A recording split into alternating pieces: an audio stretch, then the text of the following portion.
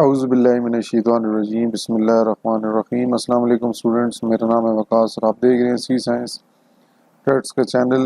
उम्मीद करता हूं कि आप सब लोग खैरियत से होंगे। आज की इस वीडियो के अंदर मैं माइक्रोसॉफ्ट एसएस प्रैक्टिकल नंबर 3 से रिलेटेड आपको वीडियो प्रोवाइड करने जा रहा हूं, जिसके अंदर हम क्यूरी डिज़ाइन को किस तरह इस्तेमाल करेंगे, जो कि पिछले लेक्चर में भी हमने यूज़ किया था। इसको थोड़ा सा मुख्तसर सा देखेंगे और साथ साथ एसएस के अंदर फील्ड के ऊपर फॉर्मेट्स कैसे लगाते हैं, फॉर्मेट का तरीकाकार क्या है टेक्स्ट फॉर्मेट का, तो वो आपको इस वीडियो में इंशाल्लाह प्रैक्टिकल परफॉर्म करके दिखाया जाएगा। तो अगर सबसे पहले अगर आप मेरे चैनल पर आए हैं तो चैनल को लाजमी सब्सक्राइब कर लीजिएगा। इस तरह की बेल वाले आइकन के ऊपर क्लिक करके ऑल नोटिफिकेशन के ऊपर क्लिक कर लें, ताकि जब भी कोई मैं प्रैक्टिकल्स की वीडियो अपलोड करूँ तो उससे आप लोग आगाह रह सकें। तो सबसे पहले आप प्रैक्टिकल को शुरू करने से पहले मैं आपको एक फॉर्मेट के बारे में बताता हूँ जी। कुछ फॉर्मेट्स होते हैं जो कि टेक्स्ट फॉर्मेट यूज़ किए जाते हैं किसी भी कॉलम के अंदर ख़ास टेक्स्ट को रिप्रेजेंट करने के लिए। फॉर्मेट होता है एक टेक्स्ट को तरीक़ाकार को ज़ाहिर करके दिखाना, उस कॉलम के अंदर जो भी आप डाटा लिखेंगे उसको एक कह सकते हैं कि एक रिक्वायरमेंट के मुताबिक टेक्स्ट को ज़ाहिर करके कॉलम में दिखाना, उसे हम फॉर्मेट कहते हैं। तो मुख्तलिफ फॉर्मेट्स होते हैं, नंबर के फॉर्मेट्स होते हैं। जिस तरह आपने देखा होगा नंबर के अंदर पॉइंट के बाद कितने डिजिट्स होने चाहिए। कुछ सिस्टम्स के ऊपर वो राउंड ऑफ होके होता है, कुछ सिस्टम्स के ऊपर राउंड ऑफ नहीं होता, कुछ पावर में चले जाते हैं, वो नंबर्स की रेंज है। तो यहाँ पर हम जो पेचीदा जो ज़रूरी इस्तेमाल किए जाने वाले जो फॉर्मेट है कॉलम के अंदर टेक्स्ट से रिलेटेड, उसके बारे में स्टडी करने जा रहे हैं और फिर उसको प्रैक्टिकल भी उसमें परफॉर्म करके सॉफ्टवेयर में दिखाया जाएगा। तो आप ये देखें, ये जो सिंबल है, ये आपके सामने सिंबल नज़र आ रहे हैं, ये सिंबल इस्तेमाल किए जाते हैं फॉर्मेट के तौर पर, टेक्स्ट फॉर्मेट के तौर पर कॉलम के लिए। इसके नीचे कुछ एग्जांपल्स दी हैं, पहले इसके बारे में पढ़ते हैं। एट द रेट का जो सिंबल है, it indicates a required character और स्पेस। ये आप जितनी स्पेस आप देना चाहते हैं एक कैरेक्टर की, उसके दरमियान जितनी स्पेसेस रखना चाहते हैं वो आप एट द रेट सिंबल की मदद से रख सकते हैं कैरेक्टर वाइज। मिसाल के तौर पे आपको इसको बेहतर समझने के लिए आसान अल्फाज में ये एग्जांपल अगर आप देखें, इसके अंदर आपने जो डाटा इंटर करना है डाटा शीट के अंदर, वो है 1 2 3 4 5 6 7। आपने डाटा ये इंटर करना है, लेकिन उसका तरीकाकार बताया हुआ है टेक्स्ट के पहले 3 डिजिट्स हों, मतलब पहले 3 डिजिट आएंगे, फिर डैश, फिर 1 2 3 4 डिजिट होने चाहिए। इसे हम फॉर्मेट कहते हैं। मतलब आपने जो डाटा लिखना है, जो भी आप लिखेंगे वो इस तरीकाकार के मुताबिक होना चाहिए। मतलब पहले 3 डिजिट्स हों, फिर डैश हो, फिर 4 डिजिट्स हों। अब ये देखें डिस्प्ले किस तरह होगा, इसका आउटपुट 1 2 3 आपने लिखा तो ये है, लेकिन डिस्प्ले इस तरह होगा 1 2 3 पहले 3 डिजिट हो गए, फिर डैश, फिर 4 5 6 7 वो 4 डिजिट हो गए। ये ऑटोमेटिकली उसको एडजस्ट कर लेगा। आपके नंबर अगर ये तो यहाँ पे 1 2 3 4 5 है, 7 है ना फॉर्मेट, या अगर आपके यहाँ पे 6 भी हों तो फिर उसके मुताबिक पहले 3 करेगा, बाकी 3 आगे कर देगा। तो ये हो गया जी एट द रेट का सिंबल। उम्मीद करता हूँ कि आपको ये समझ आ गया होगा। सेकंड एंड का सिंबल होता है, it indicates an optional character. उस पर आपने यहाँ पे ऑप्शनल लिखना है या नहीं लिखना वो आप यहाँ पे दे सकते हैं। ये इतना यूज़ नहीं होता as compare to first one, ठीक है जी। उसके बाद लेस देन का सिंबल होता है, it converts characters to lower case. मतलब आपने अब ये क्या, आपने जो डाटा शीट के अंदर टेक्स्ट लिखा है हेलो का, अब ये बड़े लफ्ज़ों में है, लेकिन अगर आप उस कॉलम की फॉर्मेट प्रॉपर्टी के अंदर लेस देन जाके लिखते हैं तो आपको जो डिस्प्ले होगा वो हेलो लोअर केस छोटे लफ्ज़ों में, छोटे कैरेक्टर्स में ज़ाहिर करके दिखाया जाएगा। ये कैपिटल हेलो लिखा हुआ है, ये आपको लोअर केस में फिर दिखाया जाएगा अगर आप उसकी कॉलम की प्रॉपर्टी को, फॉर्मेट की प्रॉपर्टी को आप लेस देन को ज़ाहिर करते हैं। अगर ग्रेटर देन करेंगे तो अगर आप देखें ये कैपिटल एच है, बाकी स्मॉल कैरेक्टर्स जो है वो लोअर केस के अंदर है, तो ये सारे के सारे कैपिटल में आपको दिखाए जाएंगे। देखें it converts characters to the upper case, ये तो बहुत आसान है। अच्छा, उसके बाद एक कह सकते हैं बैक स्लैश आ जाती है, बैक स्लैश लाइन जो इस्तेमाल की जाती है। इसके अंदर क्या होता है कि it adds characters to the end. अगर आपने इसके बाद अगर कोई इस बैक स्लैश के बाद कोई सिंबल आप यूज़ करेंगे तो वो उस टेक्स्ट के एंड पे ज़ाहिर होगा, ठीक है। It adds characters to the end, वो जो भी कैरेक्टर्स के बाद लिखा जाएगा वो उसके एंड पे होगा। ठीक है जी। तो इस लिहाज से यहाँ पर अब यहाँ पर ये होगा क्या कि ये आप बैक स्लैश लिखेंगे, बैक स्लैश लिखने के बाद उसका क्वेश्चन मतलब एक्सक्लेमेशन मार्क यहाँ पे अब ये लिखा हुआ है, तो इस एक्सक्लेमेशन मार्क को यहाँ पे देखें हेलो लिखा हुआ है। अब हेलो जो ये लिखा हुआ है इसके बाद एक्सक्लेमेशन मार्क आ गया ये। अब हुआ क्या है कि ऐट द रेट का सिंबल, मतलब ऐट द रेट मैंने कहा कि ये करेक्टर को ज़ाहिर करने के लिए होता है, ये पूरे करेक्टर जो हो गया उस आखिरी करेक्टर के बाद एट द रेट, उसके बाद जो आखिरी करेक्टर है उस करेक्टर के बाद एक्सक्लेमेशन मार्क आ गया। ठीक है जी, ये एक्सक्लेमेशन मार्क एंड पे आ गया उसके। अच्छा, दूसरा ये वाला लास्ट जो आ जाता है एट द रेट, उसके बाद स्टेटमेंट टर्मिनेटर हो गया और डबल कॉमा के अंदर एक्स वाई जेड। ठीक है जी। अब ये क्या कहता है, it displays the text inside double quotes if the user enters no value. अगर आप कोई वैल्यू नहीं लिखते तो वो उसका टेक्स्ट जो होगा, जो आपने यहाँ पर लिखा होगा डबल कॉमा के अंदर, वो आपको दिखाया जाएगा। अब आप ये देख लें कि जी एट द रेट का सिंबल है, उसके बाद इसका जो तरीक़ाकार है सेमी कॉलन, उसके बाद डबल कॉमा में वो जो टेक्स्ट आपको डिस्प्ले करके दिखाया जाएगा। अगर आपने मिसाल के तौर पर यूज़र कोई वैल्यू नहीं लिखता और जाहिर सी बात, अब यूज़र जब वैल्यू नहीं लिखेगा तो उस कॉलम में कोई चीज़ रिप्रेजेंट करनी है हमने। तो देखिए, अब मिसाल के तौर पे अब यूज़र ने ब्लैंक का मतलब है खाली कोई चीज़ यूज़र ने नहीं लिखी, तो आपने क्या किया एट द रेट के पास ये जो आपके इसको प्रोग्रामिंग में तो स्टेटमेंट टर्मिनेटर कहते हैं, सेमी कॉलन के बाद डबल कॉमा में आपने टेक्स्ट लिखा नो डाटा इंटेड। मतलब आप अगर यूज़र वो ब्लैंक कर लेता है, वो डाटा उस कॉलम में नहीं लिखता, तो वहाँ पर लिखा आएगा नो डाटा इंटेड, उस सर्टेन फील्ड के अंदर आप कह सकते हैं कॉलम के अंदर। ठीक है जी। तो ये टेक्स्ट से रिलेटेड फॉर्मेट थे जो कि हम इसको अब थोड़ी देर के बाद प्रैक्टिकल जो मैं भी एसएस के अंदर परफॉर्म करूँगा उसमें हम यूज़ भी शायद करें। तो सब चले अब आज के प्रैक्टिकल की तरफ चलते हैं। ये मैंने पहले इसलिए बताया कि आपको थोड़ा बहुत पता होना चाहिए ताकि उसके मुताबिक फिर आप लोग प्रैक्टिकल को परफॉर्म करें। ऐसा ना हो कि मैं आपको डायरेक्ट प्रैक्टिकल पे ले जाऊँ और आपको इन चीज़ों के बारे में पता ना हो। अच्छा, अब सबसे पहले मैं एसएस सॉफ्टवेयर को ओपन कर दूँ। इसको ओपन करने के लिए जी यहाँ पे लिखता हूँ जी एसएस, और ये मेरे पास एसएस इंस्टॉल है जी, इसको डबल क्लिक किया और ये ओपन हो गया। तो मैंने ब्लैंक डेटाबेस बनाना है। आज हमने करना क्या है कि एक टेबल बनाना है एम्प्लॉय के नाम से। ठीक है जी। और उस टेबल के अंदर हमने सारा काम करना है। तो सबसे पहले उस डेटाबेस का नाम हमें रखना पड़ेगा। नाम मैं रखता हूँ जी एम्प्लॉय। ठीक है जी। और इसको सेम उसी तरह जहाँ पे मैं पहले प्रैक्टिकल्स यूज़ कर लूँ यहाँ पे। ठीक है जी। एम्प्लॉय को यहाँ पे किया और क्रिएट के ऊपर क्लिक कर दिया। तो हमने क्या किया कि जी एक टेबल बनाया, सॉरी डेटाबेस बनाया एम्प्लॉय के नाम से। उसके अंदर हमने मुख्तलिफ कॉलम्स ऐड करने। अब उन कॉलम्स को ऐड करने के लिए हमें कौन कौन से कॉलम्स ऐड करने, उसके लिए मैंने आपको बताया था। अब नीचे यहाँ पे जाके डिज़ाइन व्यू यहाँ पे भी जा सकते हैं, नहीं तो यहाँ पे व्यू के ऊपर जाके डिज़ाइन व्यू के अंदर क्लिक करेंगे तो इसका नाम हमें यहाँ पे पहले देना होगा। ये आपने जब जाहिर सी बात है टेबल को डिज़ाइन करना है तो उससे डिज़ाइन करने के लिए आपको टेबल का नाम वहाँ पर देना पड़ेगा। तो उसको नाम यहाँ पे दे देते हैं जी एम्प्लॉय। ठीक है जी। और मैं ओके कर देता हूँ। ये ओके किया। अब यहाँ पर पहले इसको प्राइमरी की नहीं बनाते, फिर बाद में बनाएंगे। अभी यहाँ पे इसको मैं यहाँ एम्प्लॉय नंबर और ऑटो नंबर की जगह नंबर करते हैं सिंपल। अच्छा जी। उसके बाद एम्प्लॉय का नेम शॉर्ट टेक्स्ट रखते हैं, फिर उसकी जॉब वो भी शॉर्ट टेक्स्ट रखते हैं, और फिर सैलरी। ठीक है जी। और ये भी शॉर्ट रखते हैं। ये हमने जी कॉलम्स ऐड किए हैं जी। और अब इस कॉलम के अंदर जाहिर सी बात हमें कोई ना कोई एक ऐसी वैल्यू रखनी है जिसकी बेस पर हम रिकॉर्ड्स को आइडेंटिफाई कर सकें। तो मैं इसको क्लिक करके यहाँ पे प्राइमरी की करता हूँ, तो ये हमारी एम्प्लॉय नंबर जो है ये प्राइमरी की बन गई। इसको फिर राइट क्लिक करके सेव कर लेते हैं। अच्छा, अब ये तो हमारा मतलब यहाँ पे अगर मैं इसको दोबारा व्यू में जाऊँ, डाटा शीट व्यू में, तो ये हमारी कॉलम्स ऐड हो गए जी। अच्छा जी, इसको थोड़ा मैं बढ़ा देता हूँ ताकि आपके लिए देखना भी आसान हो जाए।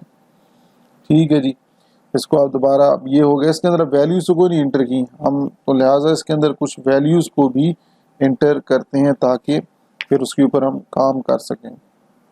तो मैं यहाँ पे एम्प्लॉय नंबर यहाँ लिख देता हूँ जी वन, सॉरी सिलेक्ट हो गए, इसकी जगह पे 1।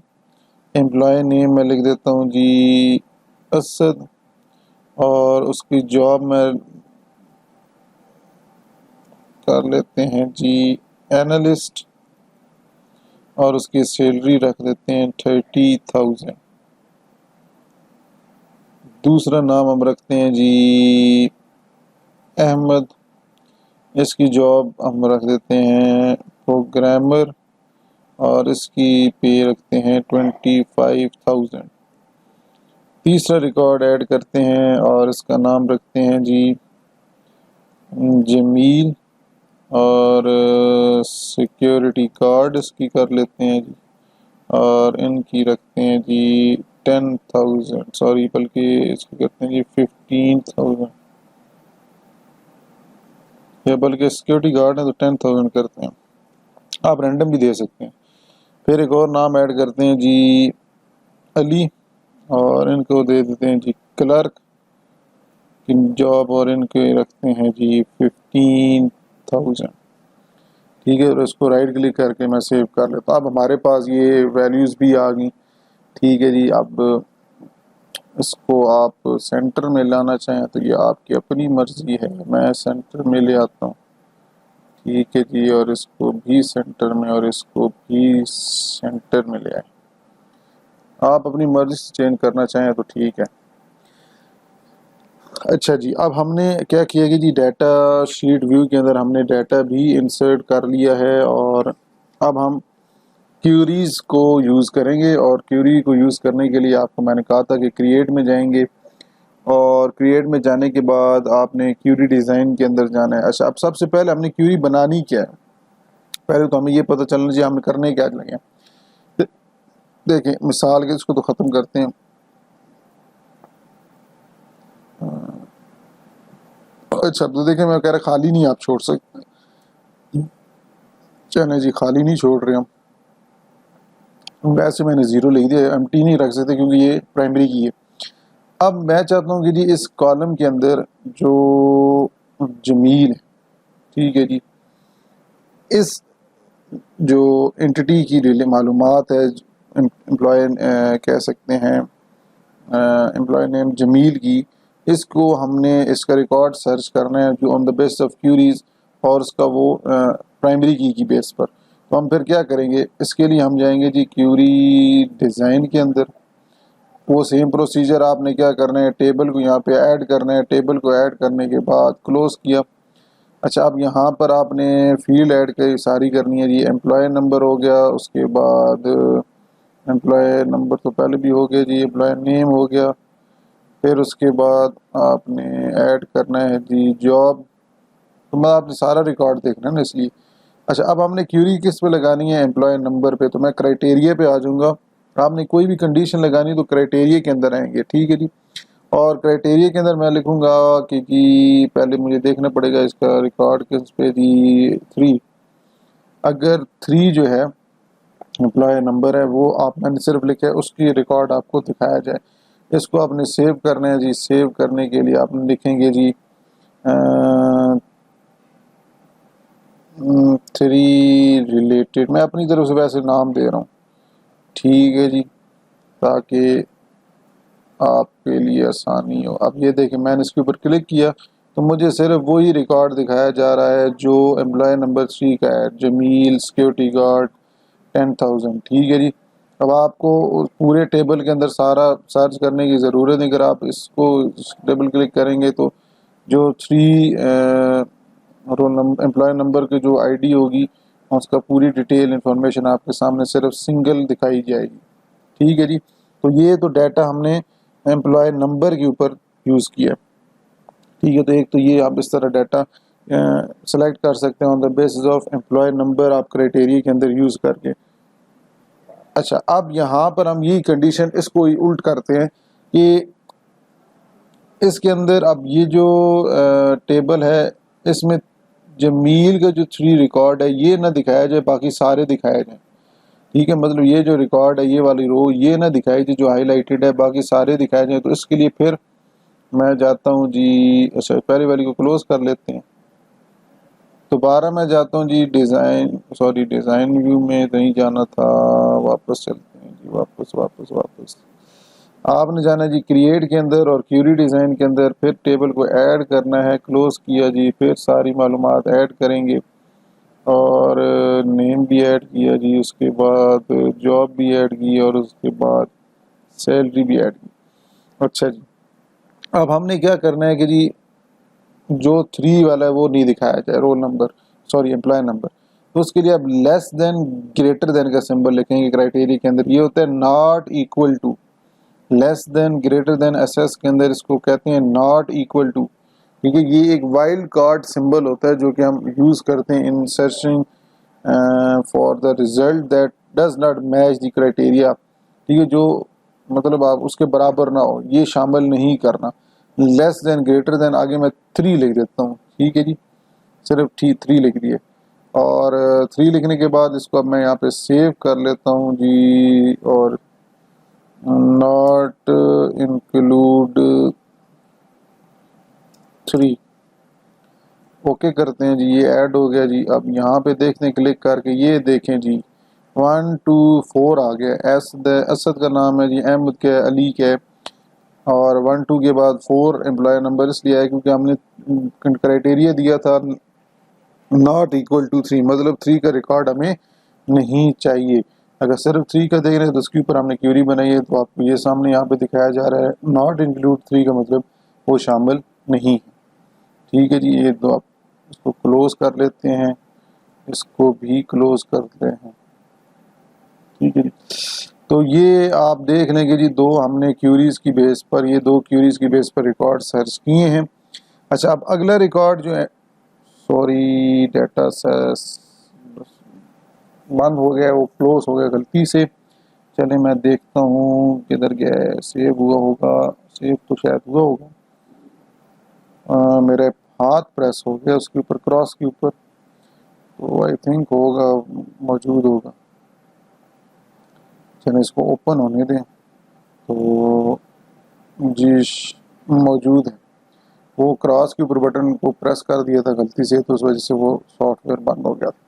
अच्छा जी, अब हमने क्या करना है जी, नेक्स्ट टाइम हमने ये करना है कि अब हम अगर देखिए, ये तो एम्प्लॉय नंबर की बेस पे डाटा असेस कर रहे हैं ना।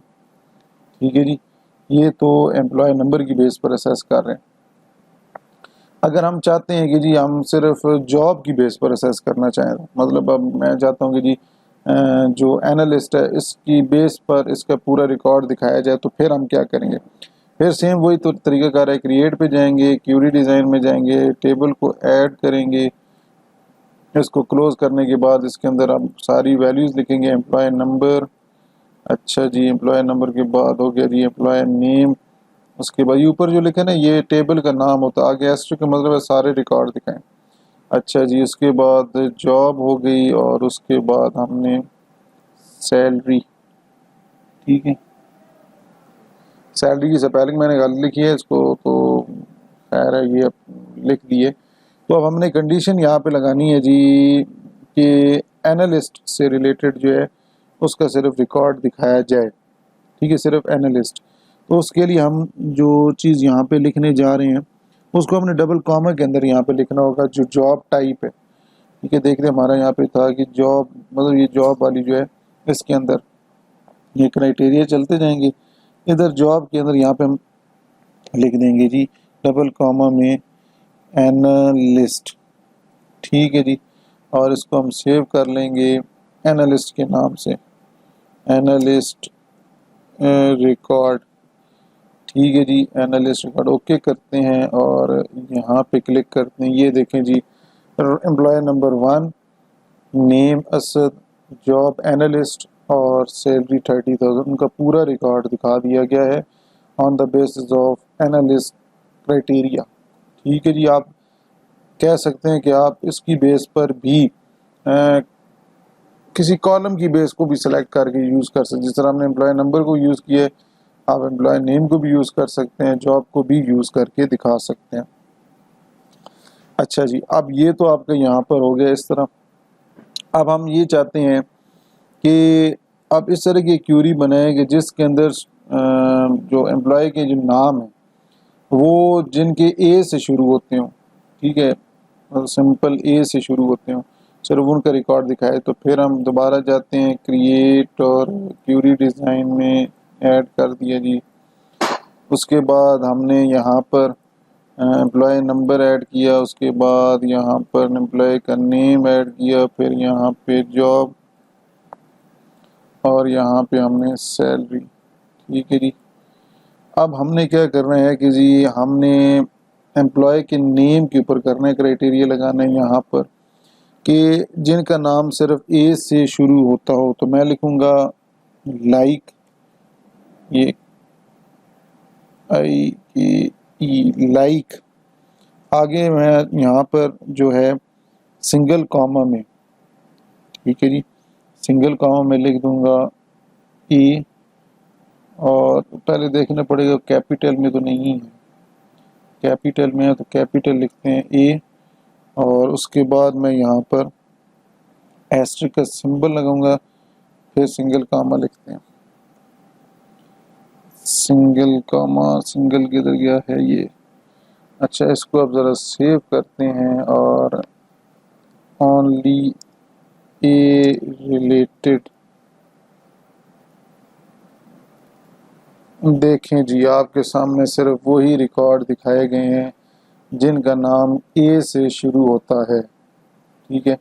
अगर मैं यहाँ पर इसको ज़रा चेंज करूँ, इसकी जगह डिज़ाइन व्यू में जाता हूँ और मैं ए की जगह ई एच कर देता हूँ और फिर इसको यहाँ पे सेव करता हूँ। अब तो अहमद का सिर्फ नाम ही आपको दिखाया जाएगा, क्योंकि मैंने लिखा था लाइक ई एच, मतलब ई एच वाला जो रिकॉर्ड है जिसका नाम का शुरू ए एच से होता है उसका सारा रिकॉर्ड दिखा दें।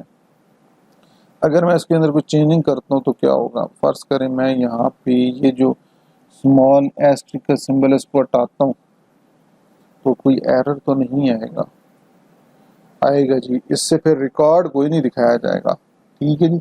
अगर आप वो एस्ट्रिक का सिंबल यहाँ नहीं लिखते तो ये रिकॉर्ड आपके सामने नहीं आएगा। समझ आ रही है जी।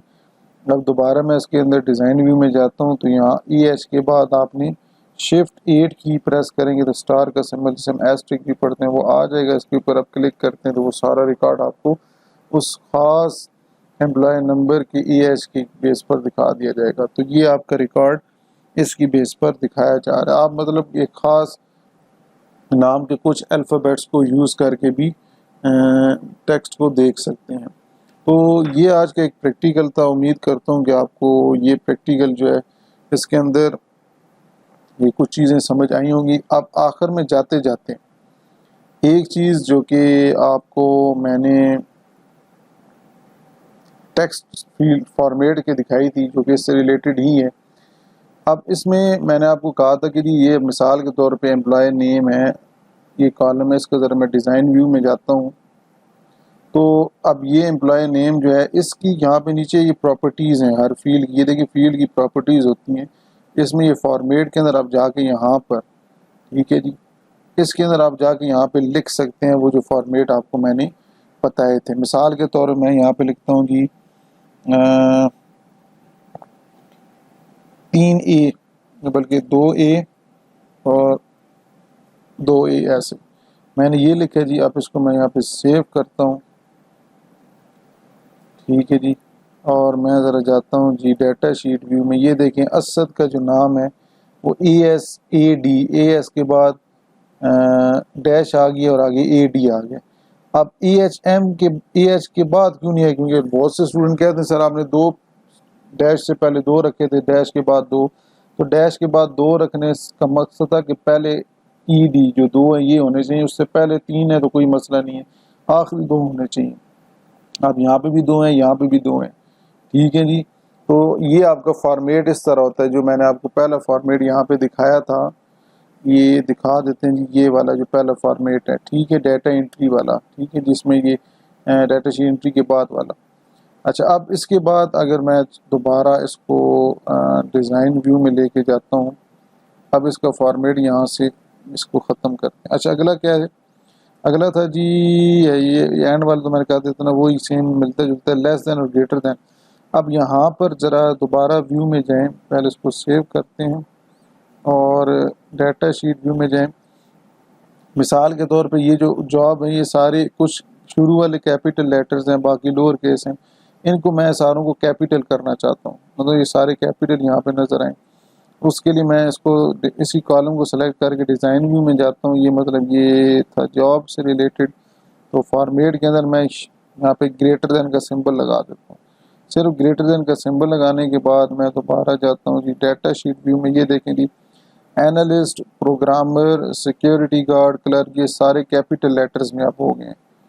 ठीक है जी, ये सारे कैपिटल लेटर्स में हो गए हैं। अब इनको आप दोबारा वापस लेना चाहते हैं जी लोअर केस लेटर में, तो मैं इसकी जगह लेस देन कर दूंगा और इसको फिर सेव करूंगा और फिर इसको डाटा शीट व्यू में जाऊंगा। तो ये देखें सारे के सारे all letters including starting one भी लोअर केस लेटर में आ गया है। ठीक है जी, तो ये आपका हो गया। अब इसके बाद एक्सक्लेमेशन मार्क वाला करते हैं। अब एक्सक्लेमेशन मार्क वाला इसी के ऊपर कर लेते हैं जी, एनालिस्ट के बाद या 30-40 के ऊपर करते हैं। सैलरी के ऊपर डिज़ाइन व्यू में जाते हैं जी और सैलरी के ऊपर आप ये देख रहे हैं कि वो होने टैक्स चाहिए। ठीक है, टैक्स से रिलेटेड और नहीं, हर एक की अपनी ये फॉर्मेट होता है। तो मैं अभी सिर्फ शॉर्ट टेक्स्ट या लॉन्ग टेक्स्ट के ऊपर बात कर रहा हूँ। अर्ली वर्जन्स के अंदर टेक्स्ट और मेमो होता था, तो अब लॉन्ग टेक्स्ट यहाँ पे आ गए। तो अब इस जगह पे मैं लिखता हूँ जी ऐड द रेट का सिंबल। ये जो आपका ये वाला है ना, ये सॉरी ये वाला जो आपका it add characters to the end. ठीक है, इसके अंदर आप यहाँ पे ये लिखने के बाद ऐड द रेट का मतलब होता है इट इंडिकेट्स रिक्वायर्ड करेक्टर, आपने जो करेक्टर लिखना उसके बाद मैं यहाँ पर बैक स्लैश लिखता हूँ और आगे मैं लिख देता हूँ रुपीज़ RS। इसको ज़रा सेव करते हैं, देखते हैं क्या होता है। 30,000 के आगे लिखा हुआ है RS, 25,000 के आगे लिखा है RS, 10,000 मतलब रुपीज़ की शॉर्ट फॉर्म मैंने RS ऐड कर दी, जो कि पहले नहीं थी। मैंने क्या किया, उस टेक्स्ट के आगे शुरू कर दिया है। अगर मैं ऐड द रेट का सिंबल ना लिखूं तो क्या होगा, तो यहाँ पे इस जगह पे मैं ऐड द रेट का सिंबल नहीं लिखता, तो इसको मैं ज़रा सेव करता हूँ तो क्या होगा, वो तो यहाँ पे नहीं आएगा। ठीक है, ऐड द रेट का सिंबल ऐड करने के बाद ही उस टेक्स्ट के आगे, उस कॉलम के आगे आपकी वो वैल्यूज़ ऐड होगी। तो लिहाजा मैं यहाँ पर पहले ऐड द रेट का सिंबल लिखूंगा, फिर सिंगल उसके बाद बैक स्लैश लाइन लिखूंगा और उसके बाद RS लिख दिया। ठीक है जी, अब इसको मैं यहाँ पे सेव करूंगा और इसको अब मैं ज़रा डाटा शीट व्यू में जाता हूँ, तो ये रुपीज़ आपके सामने यहाँ पे टेक्स्ट आ गया। ठीक है जी। अच्छा, अब मिसाल के तौर पे चलें, ये मेन चीज़ होगी इससे रिलेटेड। ये जो आखिरी वाली, ये आगे किसी प्रैक्टिकल में आपको दिखाऊंगा भी, या इसमें ब्लैंक अगर रखें। चले, मैं एम्प्लॉय नेम को अगर ब्लैंक करता हूँ, यहाँ पे इसके जाते हैं, इसी में देख लेते हैं।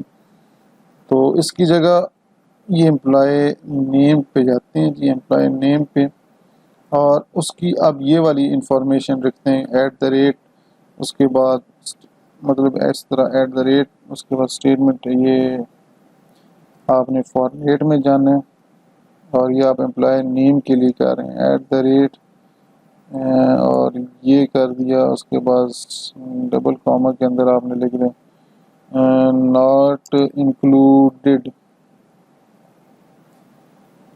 ठीक है जी, और इसको यहाँ से हटाना है। इसको अब यहाँ पे सेव करते हैं और इसको अब यहाँ पर रन करेंगे। उसको दोबारा जाते हैं डाटा शीट व्यू में, तो देखें यहाँ पे मैंने कोई इंक्लूड, ये देखें यहाँ पे टैक्स नहीं लिखा हुआ। जहाँ पे टैक्स नहीं लिखा होगा उसकी जगह ऑटोमेटिकली नॉट इंक्लूडेड लिखा हुआ आ रहा है। मतलब आप इसके अंदर जब क्लिक करेंगे, मैं लिखता हूँ, तो वो अब टैक्स वहाँ से वो ख़त्म हो जाएगा। मतलब ये आपको पहले से बता रहा है कि आपकी ये फील्ड खाली है, इसके अंदर टेक्स्ट लिखें। ठीक है, ये नॉट इंक्लूडेड है, इसके अंदर लिखें। यहाँ पे मैं अगर करता हूँ इस तरह, तो अगर मैंने इंटर करने के बाद आगे जाता हूँ तो ये देखें ये इंटर हो गए। लेकिन अगर ओके जी, वो पहले कह रहे हैं इसको भी आप ऐड करें, वो मैं ऐड अभी नहीं कर रहा, सिर्फ समझाने के लिए मैंने आपको कहा है। लेकिन अगर नहीं लिखेंगे तो वो कहेगा नॉट इंक्लूडेड, आपने इसके अंदर कोई टेक्स्ट अभी नहीं लिखा। तो ये फॉर्मेट जो है ये इससे रिलेटेड है, लास्ट वाले से रिलेटेड। अगर वो ब्लैंक होगा तो आपको कहेगा नॉट डाटा एंटर्ड। तो उम्मीद करता हूँ कि आज को आपको ये जो प्रैक्टिकल की वीडियो है इसके बारे में जो चीज़ें मैंने बताई आपको समझ आई होगी। वीडियो थोड़ी लेंथी होगी लेकिन टॉपिक आपको समझ आ गए होंगे। तो इंशाल्लाह नेक्स्ट वीडियो में मुलाकात होगी, तब तक के लिए अल्लाह हाफ़िज़।